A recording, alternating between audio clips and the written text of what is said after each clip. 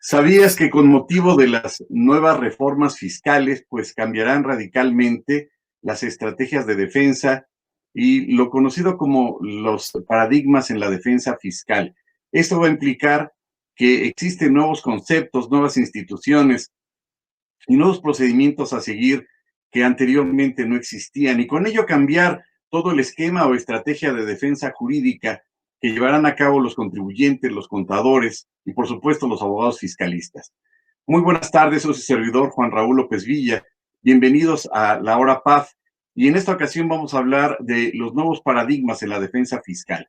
Antes de hablar de estos nuevos paradigmas, antes de hablar de cuáles serán estos nuevos esquemas de defensa que puede utilizar o que podrá utilizar el contribuyente en la defensa fiscal, derivado, por supuesto, de las formas a través de las cuales la autoridad llevará a cabo, ejecutará estos nuevos instrumentos jurídicos, herramientas contenidas esencialmente en el Código Fiscal, tendríamos que recordar qué significa el concepto de paradigma. Y paradigma, de acuerdo a lo que le establece la Real Academia de la Lengua Española, pues se va a referir a ese conjunto de teorías o ese núcleo central que es normalmente aceptado sin cuestionar, que también se refiere a los modelos a seguir, a los conceptos que regularmente se utilizan, a las formas, a los mecanismos que regularmente se han utilizado con el paso del tiempo como un modelo, como un ejemplo a seguir,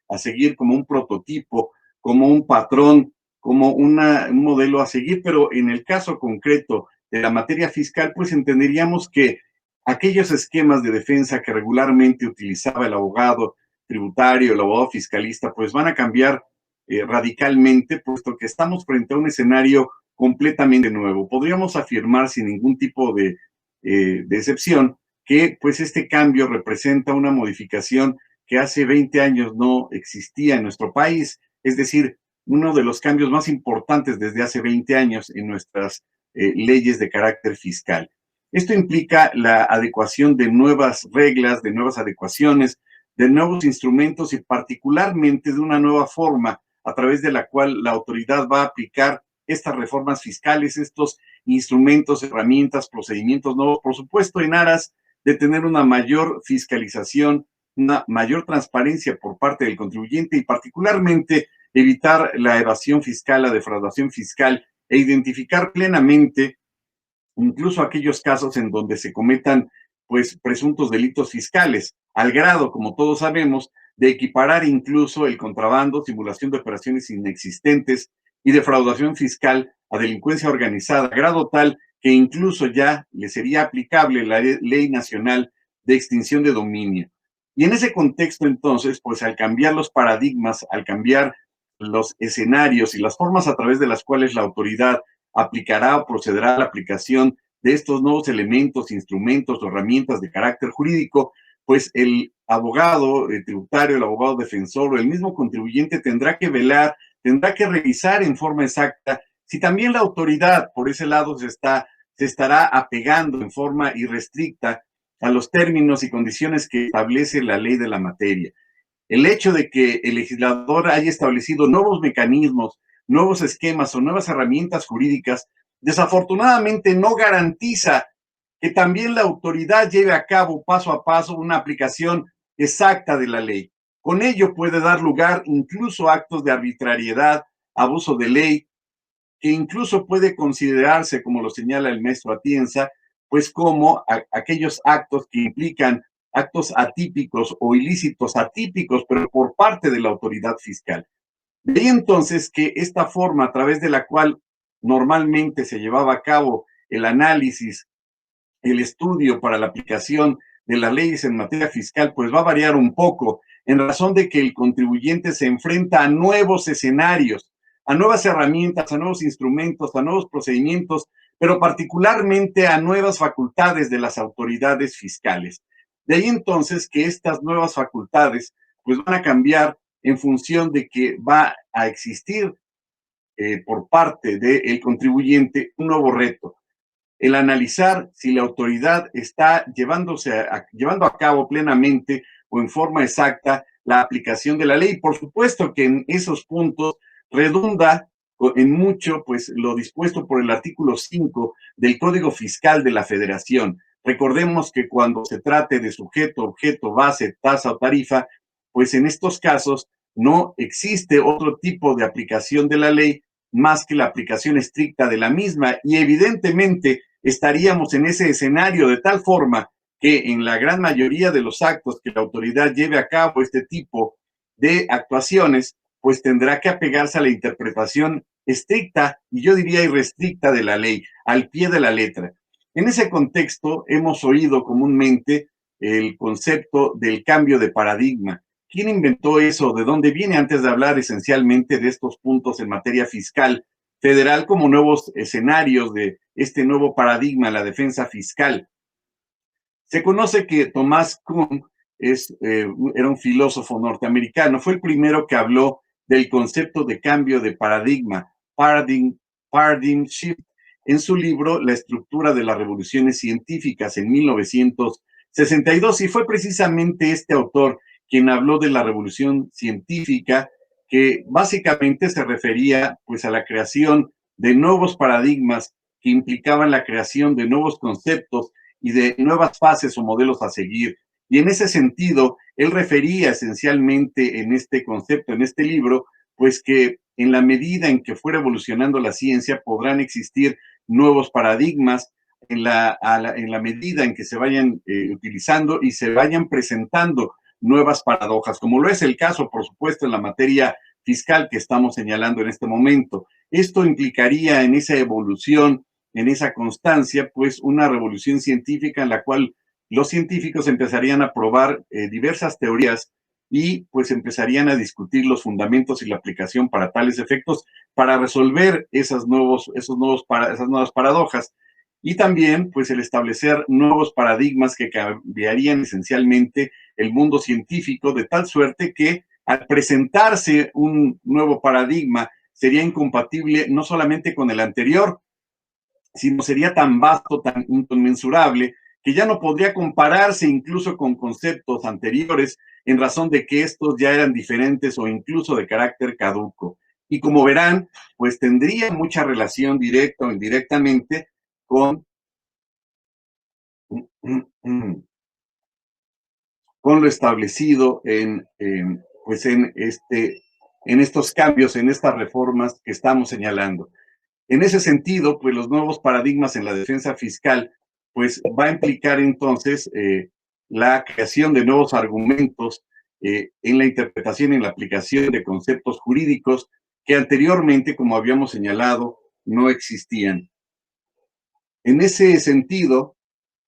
pues señalaríamos entonces que en el aspecto o en el ámbito fiscal federal nos enfrentamos, o el contribuyente evidentemente se enfrenta a un nuevo cambio de escenario, un nuevo cambio de paradigmas. Y en ese sentido señalaremos algunos de los puntos que, salvo su mejor opinión, pues implica una nueva reestructuración o conceptualización, pues, de los temas en materia fiscal, que va a redundar necesariamente, pues, en un estudio profundo, sistemático, metodológico, de una nueva estrategia de defensa. Muy importante va a resultar el aspecto de la forma o las formas a través de las cuales la autoridad va a aplicar estos nuevos esquemas, estos nuevos instrumentos y estas nuevas herramientas jurídicas. Recordaríamos que estos elementos que implica esta adecuación o reforma del Código Fiscal obedece a las modificaciones que sugirió la OCDE para efecto de aplicarla en nuestro país a través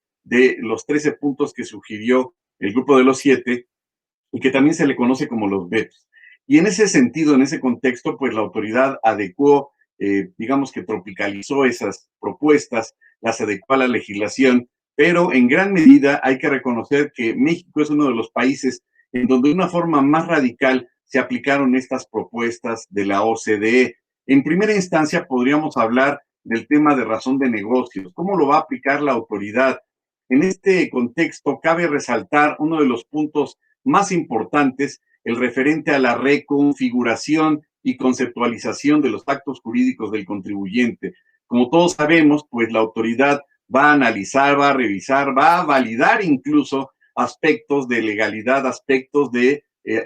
cuestiones esencialmente jurídicas del contribuyente, situación que anteriormente, si bien es cierto, la revisaba desde un punto de vista de tema fiscal a través del ejercicio de las facultades de comprobación, pues en esta ocasión la autoridad va más allá e incluso se le otorgan facultades amplísimas para presumir el hecho de que los actos jurídicos del contribuyente puedan carecer de una razón de negocios a grado tal de poder llevar a cabo incluso la recaracterización de los actos jurídicos del mismo contribuyente. En ese contexto, en ese mismo sentido, pues la autoridad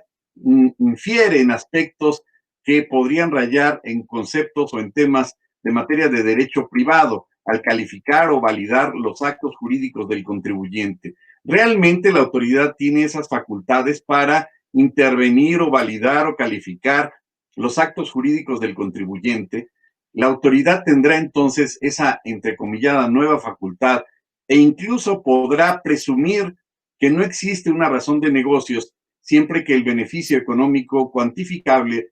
razonablemente esperado sea menor al beneficio fiscal. Es decir, la autoridad va a partir de la base, en caso de que no apruebe o no valide la razón de negocios, va a presumir que el contribuyente está obteniendo en forma ventajosa un beneficio fiscal, es decir, está llevando a cabo un pago menor de las contribuciones, pero la autoridad presumirá únicamente aquellos actos en los cuales considere que no existe razón de negocios y para ello, por supuesto, tendrá que ejercitarlo única y exclusivamente a través de sus facultades de comprobación. En ese tenor, la autoridad podrá presumir que una serie de actos jurídicos carece de este concepto de razón de negocio siempre, como ya habíamos dicho, que este beneficio económico razonablemente esperado pueda alcanzarse a través de la realización de un menor número de actos jurídicos y que el efecto fiscal de estos hubiera sido más gravoso. ¿Esto qué implica o qué querría decir? Pues que la autoridad va a considerar que existe un beneficio fiscal del contribuyente partiendo de esa premisa cuando exista alguna reducción, eliminación o diferimiento de la contribución. En este caso lo exponemos a través de este cuadro que tenemos aquí enfrente, en donde pues los beneficios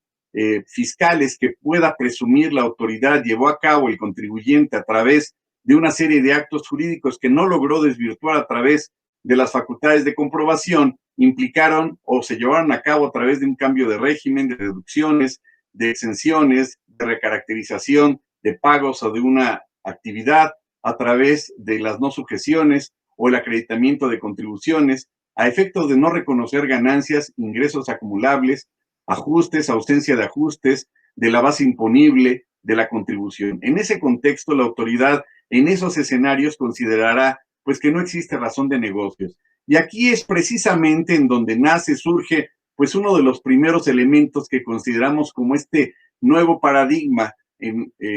referente a la defensa en contra, o cómo se defendería, en otras palabras, el contribuyente en contra de la famosa recaracterización de la razón de negocios. Hay que recordar entonces que en los casos en donde la autoridad lleve a cabo la revisión o la calificación o la validación de la razón de negocio, lo tendrá que hacer o efectuar a través del ejercicio de las facultades de comprobación. De tal suerte entonces que antes de emitir la liquidación podrá llevar a cabo una reunión en forma colegiada con la Secretaría de Hacienda y Crédito Público, el SAT, para determinar si se recaracterizó o no, o si se validó o no. En este contexto, si la autoridad toma a bien validar esos elementos, bueno, pues únicamente emitirá el documento, emitirá la liquidación, pero tendría que ser con 2 meses de antelación a la terminación de las facultades de comprobación. En ese sentido, pues, ¿cuál será el resultado o la forma a través de la cual el contribuyente pueda, pues, considerar en primera instancia la forma a través de la cual se podría defender de este tipo de actos de la autoridad? Primero, pues, tendría que demostrar o desvirtuar la premisa mayor de la que partiría la autoridad en ese contexto, es decir, que no existe un beneficio fiscal. Quiere decir entonces que un primer elemento que tendría el contribuyente desde antes del ejercicio de las facultades de comprobación, pues va a ser demostrar que no existió ningún beneficio fiscal, como dice la autoridad, razonablemente esperado. Segundo, que las operaciones del contribuyente no generaron ingresos o reducción en sus costos, o que no aumentaron el valor de los bienes de su propiedad, o que no hubo una mejoría en su posicionamiento en el mercado, de entre otros puntos. También tendría que considerar con antelación el contribuyente que no existe un beneficio económico proyectado, es decir, que no existió ninguna simulación previa proyectada a futuro para simular actos ante la autoridad o ante el fisco. También tendría que demostrar que no existió información o documentación soportada sobre la proyección de ese presunto beneficio económico y que no existió, por supuesto, beneficio fiscal en el entendido de que el objetivo de parte del contribuyente al llevar a cabo sus operaciones, pues no era pagar menos impuestos o era simular determinados actos. Con ello, pues ya se estaría preparando el terreno para, con antelación a el ejercicio de las facultades de comprobación, pues que el contribuyente estuviera preparado en ese sentido. ¿Cuáles serían entonces esencialmente en este nuevo escenario, en esta nueva paradoja, en este nuevo paradigma a afrontar por parte del contribuyente? Pues ¿cuáles serían estos nuevos argumentos de defensa en contra de la denominada recaracterización? Dicho de otra forma, ¿cómo se va a defender el contribuyente cuando la autoridad descalifique sus actos jurídicos, no le dé esos mismos efectos y en consecuencia no valide pues todas aquellas operaciones que llevó a cabo el contribuyente en los términos anteriormente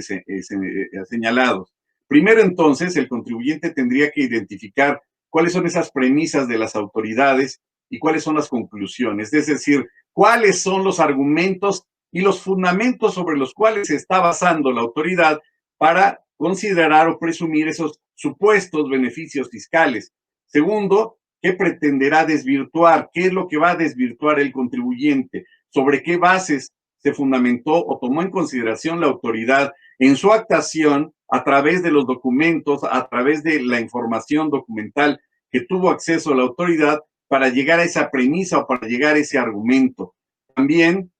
pues tendría el contribuyente, el abogado tributario, el abogado defensor, pues que demostrar que utiliza premisas o argumentos fidedignos, que existió o que se proporcionó toda aquella documentación que la autoridad requirió y que con ella fue suficiente para acreditar esa situación. Hay que recordar también de igual manera que es la fracción sexta del artículo segundo de la Ley Federal de Derechos del Contribuyente, por cierto, la que establece que el contribuyente no tiene la obligación de entregar ninguna documentación que ya obre en poder de la misma autoridad. Vean entonces que si bien es cierto, una de las obligaciones del contribuyente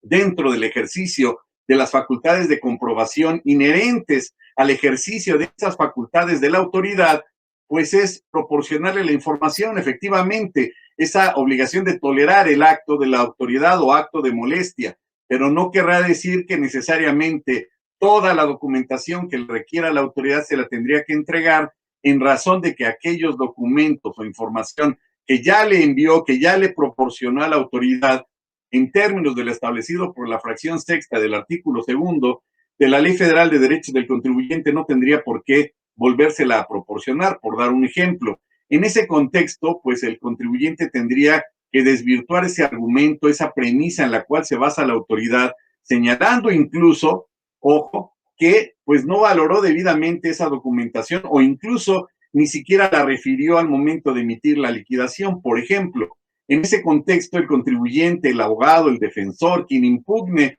las resoluciones derivadas de esas facultades de comprobación, a través de las cuales revisen la razón de negocios y evidentemente determinen un crédito fiscal al no considerar o no validar esa razón de negocios, pues tendría que enfatizar en señalar, en exhibir, en acreditar con pruebas fidedignas y documentales, pues viables, por supuesto, para desvirtuar el dicho de la autoridad. También el contribuyente, el abogado defensor tendrá que acreditar cuáles son esos elementos sustantivos de los argumentos en los que pueda argumentar o en los que pueda demostrar y acreditar y demostrar su dicho para desvirtuar las afirmaciones de la autoridad, porque recuerden que la autoridad parte de una mera presunción. Tendría que ser también, pues como en todos los argumentos, claro y preciso el abogado defensor en esta nueva estrategia o en este nuevo paradigma en materia fiscal. También tiene que llevar a cabo la aplicación, por supuesto, como ya le habíamos señalado, del artículo 5 del Código Fiscal,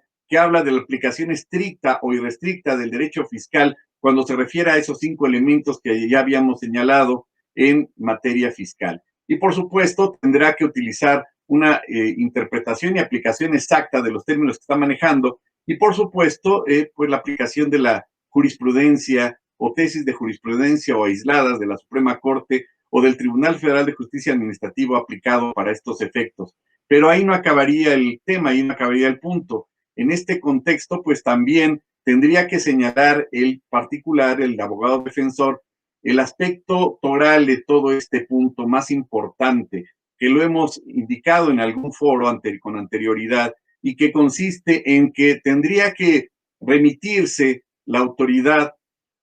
al señalamiento exacto de la debida fundamentación y motivación de su competencia.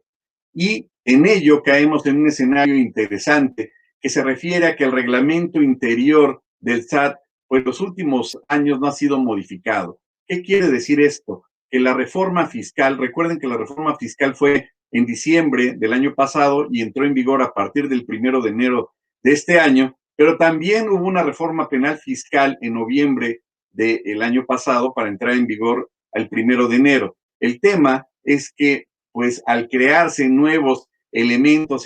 nuevas,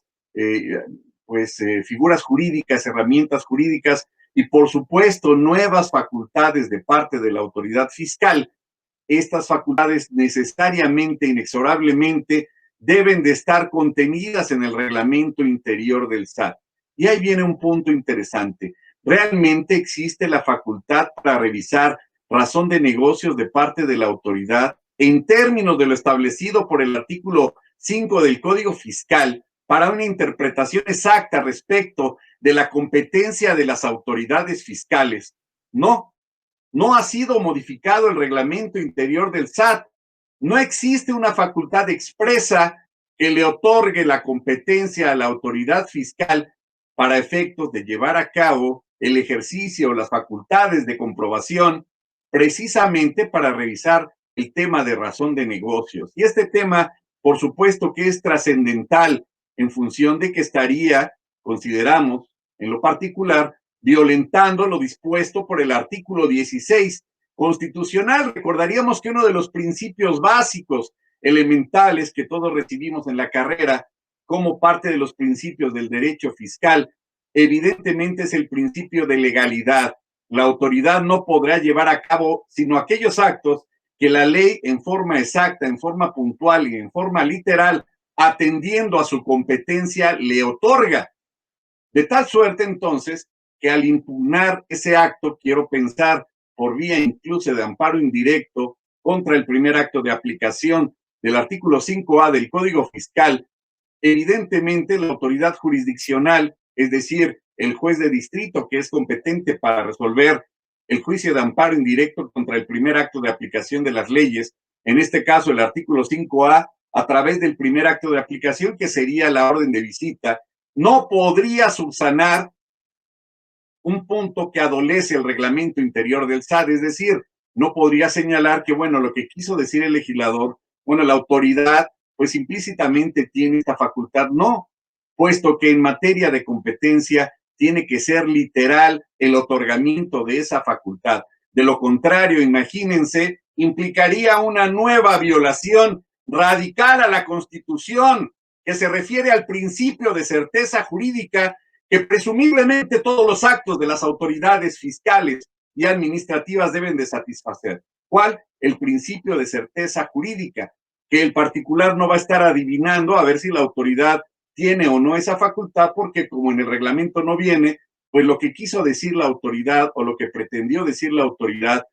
pues es otra situación. Y quizás sí sea aplicable y quizás sí sea viable, pero en Zimbabue, en Nigeria, pero no en México. Se tiene que establecer literalmente esa facultad en el ordenamiento en donde le nace esa facultad o esa competencia a las autoridades fiscales federales. De lo contrario, entonces, estaríamos cayendo en una situación de ilegalidad, de incertidumbre y violación flagrante y directa a las facultades de comprobación de las autoridades fiscales y, por supuesto, al principio de legalidad contemplado en el artículo 16 de nuestra Constitución. Eso es por lo que respecta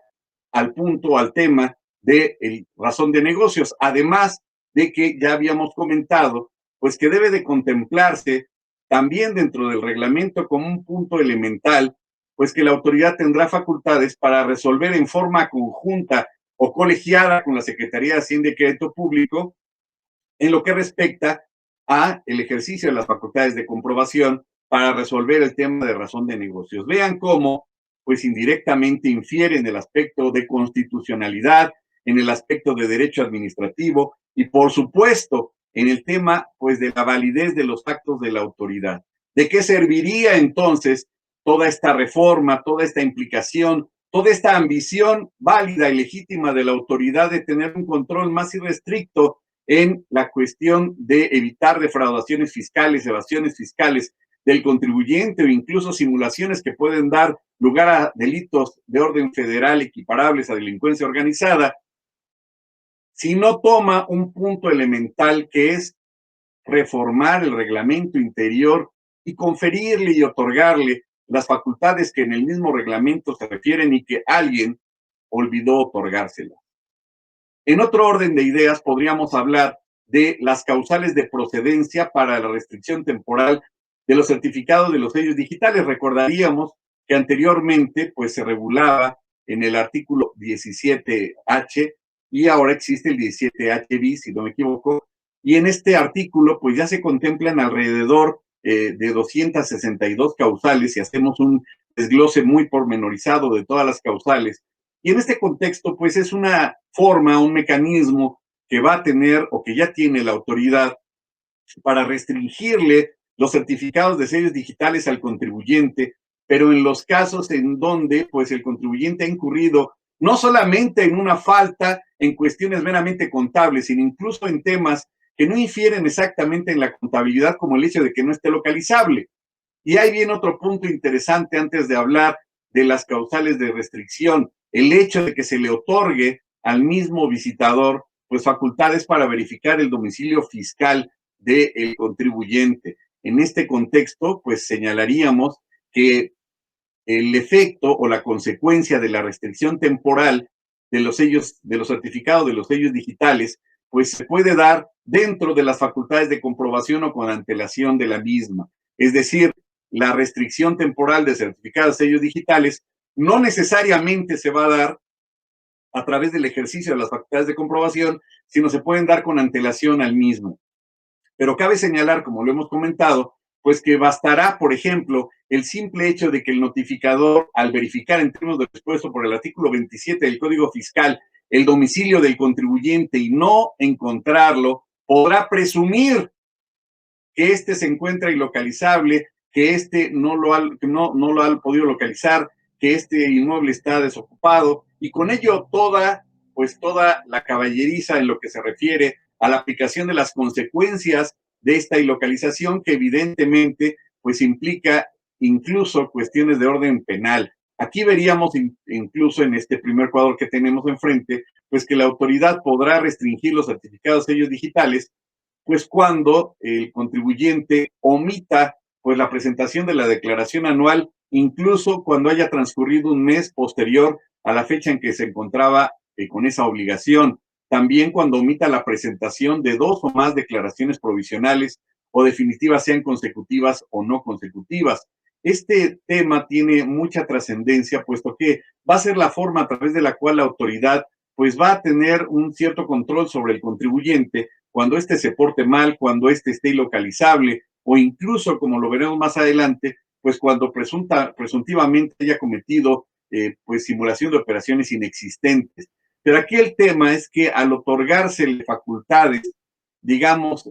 pues exageradas, diría yo, a los notificadores, estos podrán validar o no el domicilio del contribuyente y este podrá, a su criterio, considerar que si bien es cierto, había un representante legal en el inmueble, pues ahí no estaban las máquinas, ahí no se acreditaba la materialidad de las operaciones, ahí no se cumplía con el requisito de que efectivamente se podría considerar que tuviera los bienes a través de los cuales trabaja. Y esto implica una interpretación recalcitrantemente subjetiva de parte del notificador, quien tendrá con la mano en la cintura la facultad para decir, pues para mí está ilocalizable, puesto que no me entregaste toda la documentación y con esto no puedo validar tu domicilio. ¿Qué puede implicar? ¿Qué efecto? pues la restricción temporal de sellos digitales. Recuerden que hasta el mes de diciembre la autoridad cancelaba los sellos digitales y le daba vista al contribuyente. Se matizó con un maquillaje de derechos humanos y la autoridad pues ya no cancela los sellos digitales, sino los restringe. Pero al final del día el efecto viene siendo el mismo, aunque se le da oportunidad de que desvirtúe y en teoría la autoridad dentro del procedimiento, después de que el contribuyente dentro de los 15 días desvirtúe el dicho de la autoridad, podrá tener la posibilidad de que se liberen estos sellos digitales. Sin embargo, por lo pronto, pues el contribuyente no puede llevar a cabo operaciones, no puede recibir ingresos y quedaría pues prácticamente con el oxígeno cerrado la empresa hasta en tanto pues enmiende, se regularice o aclare esa circunstancia ante la autoridad, independientemente de que cuando se habla a nivel de empresas que se encuentren con restricciones de sellos digitales y demás, hay que reconocer que también esto implica una afectación en la imagen, en el prestigio de las empresas. Y con ello, pues, la pérdida de clientes, la pérdida de prestigio. También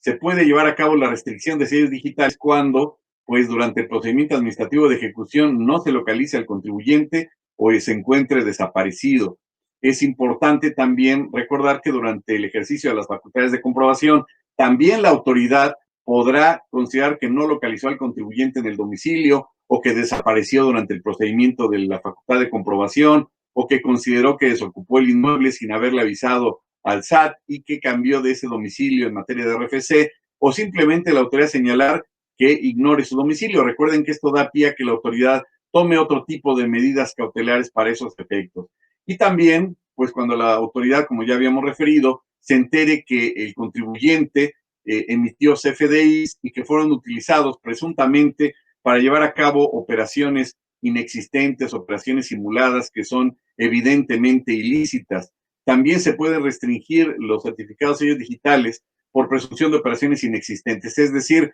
cuando se trata de un EFO y este no desvirtuó esas supuestas operaciones, o incluso cuando el EDO, dentro de los 30 días de la última publicación, pues no manifestó nada y con ello consintió el hecho de que aun cuando no haya manifestado nada, porque desafortunadamente pues no todos los empresarios o los presuntos EDOs están leyendo todos los días el diario oficial, la página de internet o pues simplemente la publicación en la página del SAT de este tipo de listados y con ello consentir el acto y con ello ya sería suficiente para que la autoridad le pueda restringir los sellos digitales o también cuando presuntamente, acorde con lo que establece el artículo 69 del Código Fiscal, pues haya transmisión de pérdidas fiscales. Y en ese sentido, pues el tema referente al domicilio fiscal es el que establece, como ya dijimos, el artículo 27 y este da pie a que precisamente con ello se le restrinjan las facultades, los certificados de los sellos digitales por las facultades de la autoridad.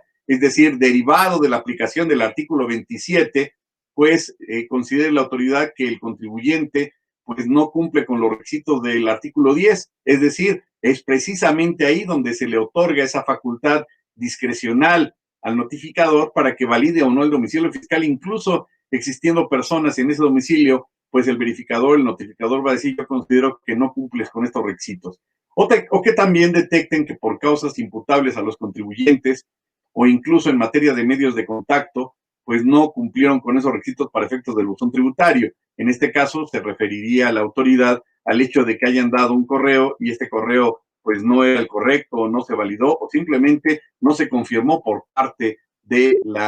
contribuyente. También un tema amplísimo en restricción de sellos digitales, pues es la comisión de cualquiera de las infracciones o conductas que establece lo dispuesto por el 79, 81 y 83 del Código Fiscal de la Federación, que en pocas palabras, en lo que confiere, en lo que se refiere más bien a este tema, pues la fracción sexta y séptima del 79, por ejemplo, habla de señalar como domicilio fiscal para efectos del RFC un lugar distinto al del artículo 10,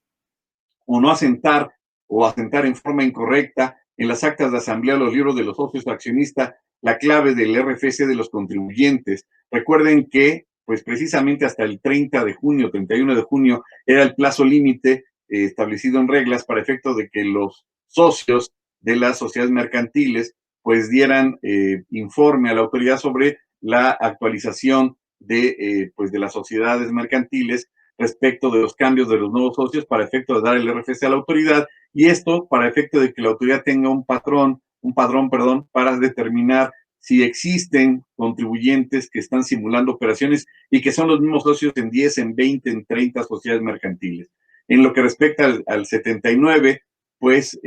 no verificar que la clave del RFC aparezca en los documentos, no atender los requerimientos realizados por la autoridad en el plazo que se establezca para tales efectos, y también, pues, la fracción 29 establece un concepto interesante que señala que es procedente esa restricción cuando no se proporcionen los datos, los informes, los documentos solicitados por las autoridades, conforme al 42. ¿Y por qué ponemos la flechita? Pues es una infracción del 81.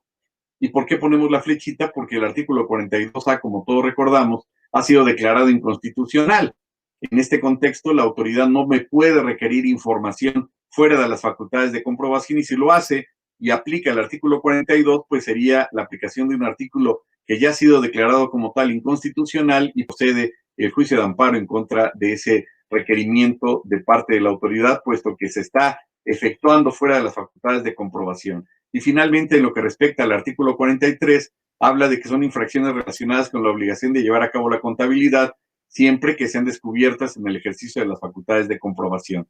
Y en ese contexto, pues también la autoridad va a considerar que cuando haya diferencias entre lo declarado y el impuesto retenido, pues también sería otra causal. Y aquí llegamos al punto toral de este segundo tema. ¿Cuál es esta nueva forma de defensa? ¿Cuál es este nuevo reto? ¿O cuál es esta nueva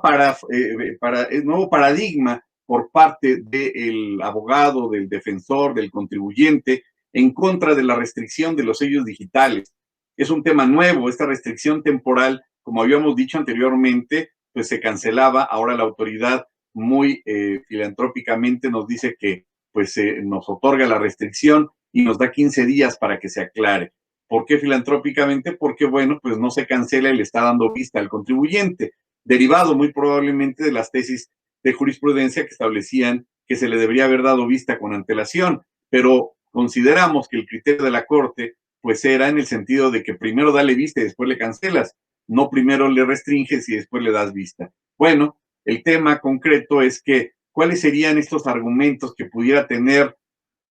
bajo este nuevo esquema o nuevo paradigma de defensa el contribuyente. Primero, pues se debe de agotar el procedimiento de aclaración, o podría iniciar el procedimiento de aclaración para efecto de demostrarle al juez de distrito pues que sí lo está aclarando, pero que está impugnando la inconstitucionalidad del acto. ¿Y por qué hablo de la inconstitucionalidad? Pues ahorita van a ver por qué indicamos ese punto. Segundo, pues ver o checar o verificar si esto se puede aclarar, obviamente por vía de buzón tributario. Siguiente punto, pues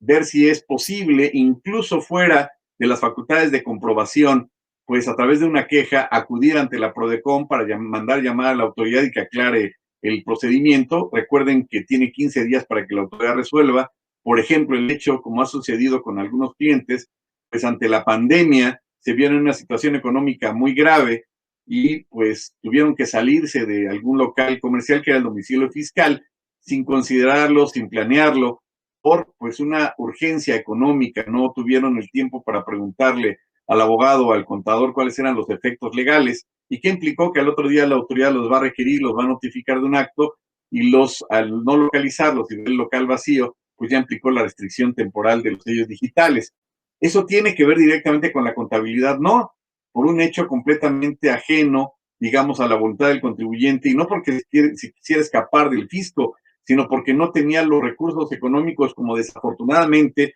se encuentran gran parte de los microempresarios y medianos empresarios en nuestro país. En ese contexto, pues lo que no está prohibido está permitido, y podría hacerse una queja ante la PRODECON a efecto de que ésta coadyuvara en sentar a la mesa a la autoridad y pues plantear la posibilidad de pues que se le liberen los sellos digitales en función de que aclare en el caso concreto pues que no se quiso salir del domicilio fiscal, sino que simplemente no tenía el dinero para poder pagar la renta, literalmente. Aclarando ese punto, consideraríamos que se podría llevar a cabo este acercamiento a través de la PRODECON. Y también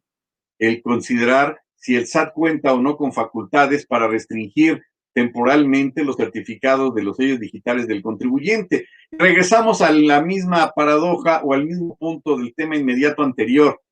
Realmente el SAT se preocupó por adecuar o establecer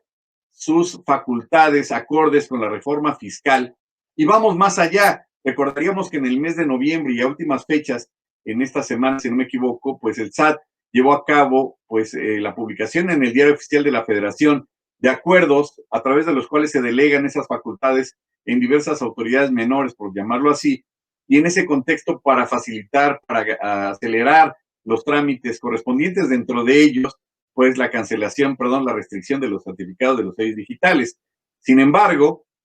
regresamos al mismo punto en donde nos habíamos quedado en el punto inmediato anterior. Con motivo de la reforma fiscal, efectivamente, pues no se reformó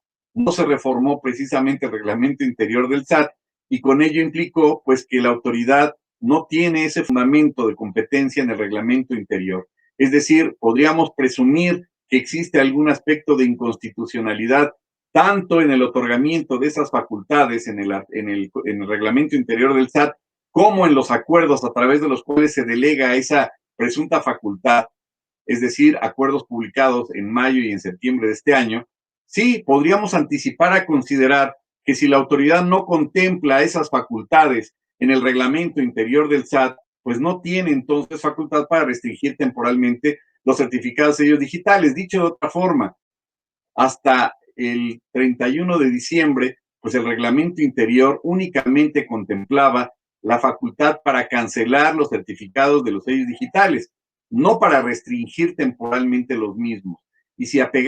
nos apegamos al concepto de competencia y de las facultades que irrestrictamente debe contener el reglamento interior, pues en ninguna parte del reglamento interior se le otorga o se le confiere la facultad de restringir temporalmente los certificados de los sellos digitales.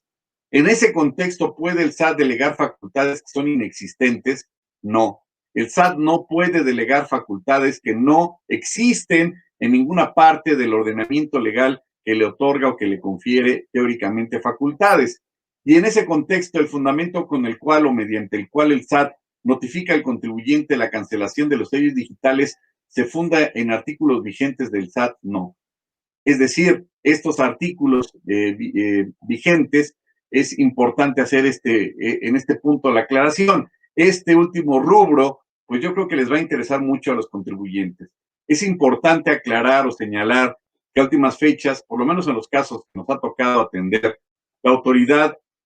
notifica por vía de buzón tributario al contribuyente, como en el caso que les comentaba del contribuyente que estaba presuntamente ilocalizable, pero resulta que tristemente dentro de ese documento, dentro de esa orden, dentro de esa notificación, la autoridad se está fundamentando, de verdad, aunque usted no lo crea, en artículos del reglamento interior del SAT que ya no existen,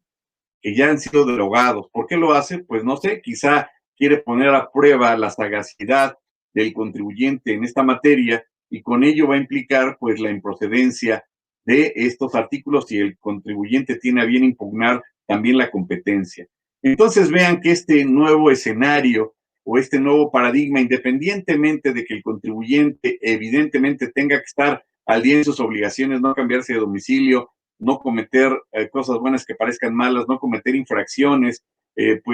cumplir con todos los requisitos, llevar su contabilidad, etcétera, etcétera. Independientemente de ello, en el caso en que la autoridad,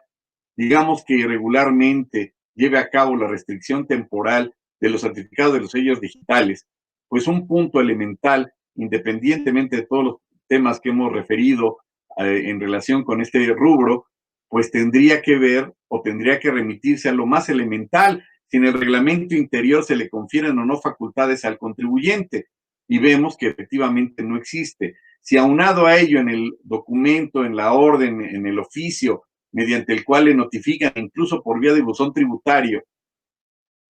que pues se hace acreedor a esta restricción, pues,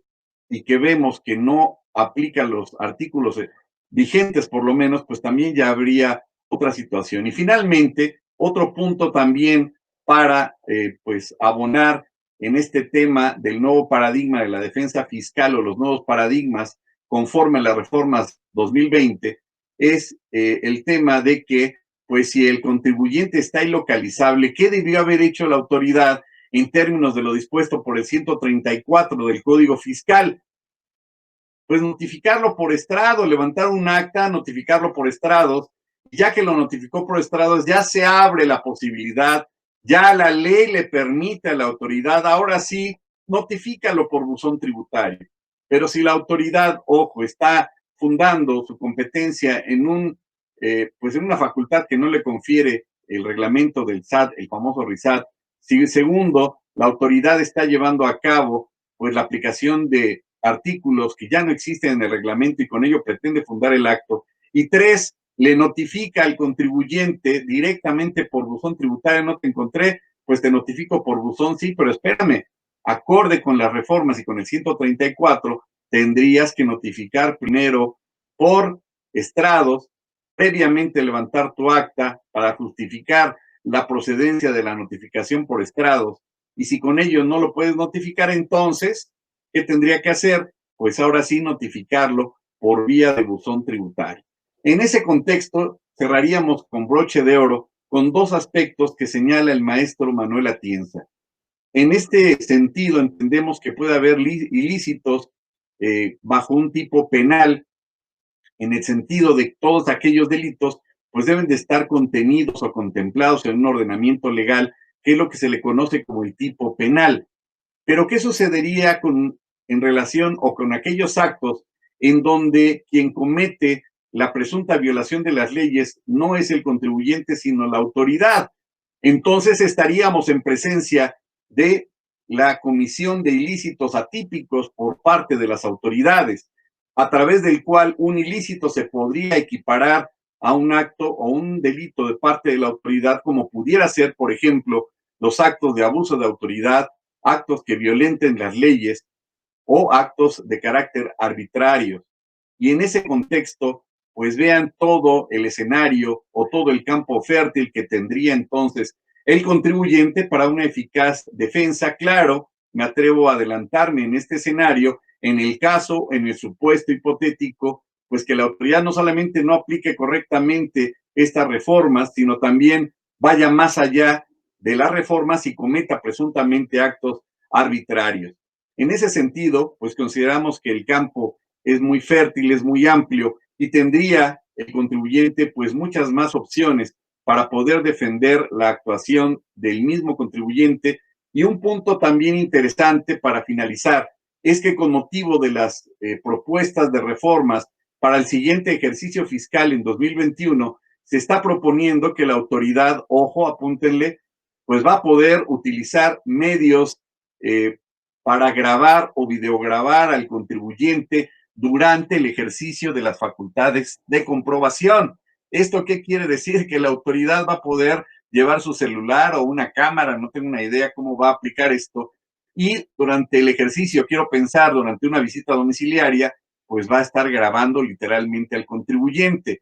Recuerden, y esto es pues obviamente elemental, pero hay que repetirlo en alguna ocasión para que no se nos olvide, que el particular puede hacer todo aquello que no le prohíbe la ley y que la autoridad solamente podrá llevar a cabo todos aquellos actos que la ley le otorga una facultad. En ese contexto, pues tendríamos que ver cómo lo aplica la autoridad, pero entre que son peras o, no, o son manzanas, entre que lo aplica o lo aprueba el Congreso, estas nuevas facultades para 2021, que ya dijeron en algún momento que no van a hacer incremento de leyes, pero sí van a incrementar las contribuciones. Yo no sé quién dijo eso, pero lo dijeron. En ese contexto, entonces, ¿qué le impediría al contribuyente llevar,